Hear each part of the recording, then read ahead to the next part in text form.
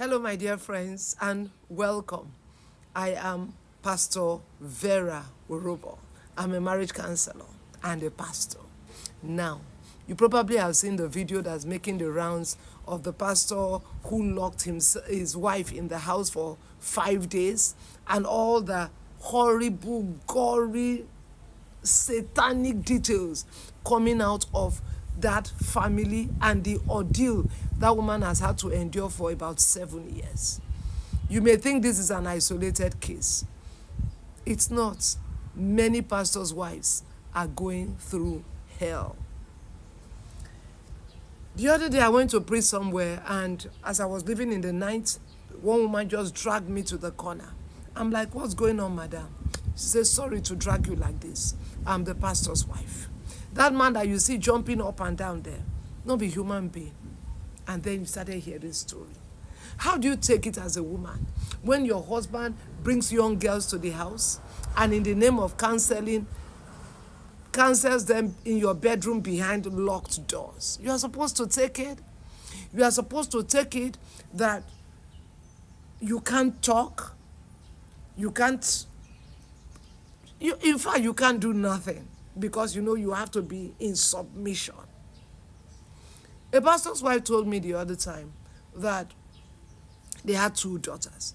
So the husband called her and said, you see, I cannot live without a son. I must have a son. So you see, this your niece, the wife, this your niece that is staying with us. Let me sleep with her so that she can have a son for us. And let's keep this thing within the family. And she came to me for counseling. Please listen. Pastors' wives are going through things that are unprintable. Even ungodly men will not even dare to do some of the things that so-called pastors do. And the truth about it is that we know that there are fake pastors. Some have never been born again. Some did not even go to Bible school. Some have mental health issues. They are suffering from bipolar disorder. They are schizophrenic. They have issues, but they are pastors. And so you see this woman, some in neglect, utter neglect. I mean totally neglected. Financial handicap. Because you see, as a Yahweh pastor, you cannot do this, you cannot do this. So no empowerment in terms of finance. And then, they are forced to dress in certain ways. As a Mama Gio, you have to, even the ways that you don't want to dress, you have to, to look the part. And then sometimes, is it the beating or the physical abuse, the assault that some of these women have to take? The other time, a pastor's wife was telling me she was pregnant, and the husband beat her, kicked her in that tummy until she lost that baby. Yes.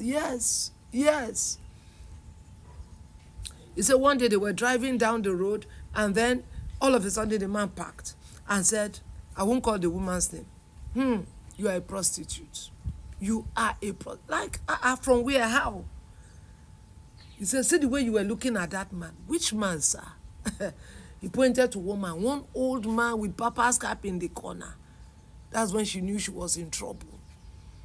He said one day some youths came to the house, and then, Mama Gio now, giving them food. The man just came, looked at what she was doing, and went inside. Then later, when she served his food, covered it, took it to the bedroom because there were people in the parlor. The next thing, he locked the door, got out of bed. Wham. What is it? She said she could not scream because there are people in the parlor. How can pastor's wife be screaming because pastor was beating her in the parlor? What did I do?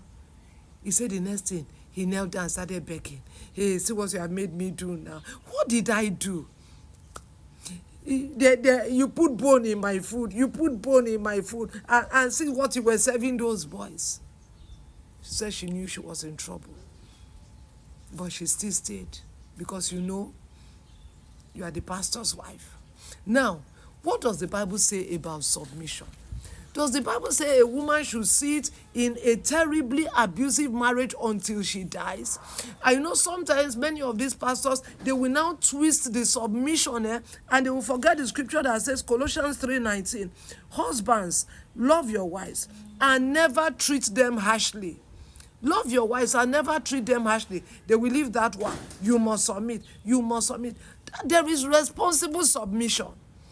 There is responsible submission. When the Bible talks about submission, it never encourages any woman to sit under the tyranny of any man, suffering that level of abuse. And look at this video making the rounds. Took her phone. What kind of thing is that? Seized her phone. Refused for her to have her bank account. Have you, what else? What else are we looking for? What are we not saying? And you are supposed to sit down there and then you will smile to the church on Sunday as Mama Gio. Now listen to me, Mama Gio, all of you pastors' wives. If you are facing this kind of tyranny at home, number one, call for help. Call for help. If you are going to meet the PFN chairman to go and report the case, if your husband is in PFN, all well and good. But if he's not in PFN, then look for one senior man of God that he respects that can call him to order. I know that some of them don't even have anybody that they respect or can say anything to them. Number two, get empowered. Don't sit down there, Mama Gio, you don't have 10 kobo in your account. Get empowered, have money, okay? Then, I've often said this, that PFN need to organize serious marriage seminars for pastors and their wives. Unfortunately, the few I've attended, when they call the pastors and their wives, the emphasis again is on the woman submitting. And no clear teaching for the man on how to be a real husband as well as a pastor at the same time. There has to be that this discussion must be had in Christianity. This discussion is becoming a very serious discussion to be had. We've seen it at high levels, low levels. We've seen all kinds of abuse going on with pastors' wives suffering the blunt end of the stick. Okay? And then please, many pastors' wives, when you see that it's becoming life and death, you can separate first, till the man head calm down, because many pastors are not normal. Oh, let me not say many, some. They get mental health issues. Because the next thing now, they will say that the pastor's wife, now witch, now they make their ministry, not they grow.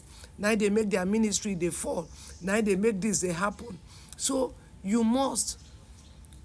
Don't say, I don't want my family to know. When it has become a matter of life and death, you better tell your family members. You better tell your family members, let them know what's up, so that you can be helped. And then for pastors, sometimes even the pastor realizes that what I'm doing is wrong. He just cannot help himself. If you as a pastor, you find yourself in that situation, run for help. Go and be vulnerable to somebody and say, see what I'm dealing with, please help me.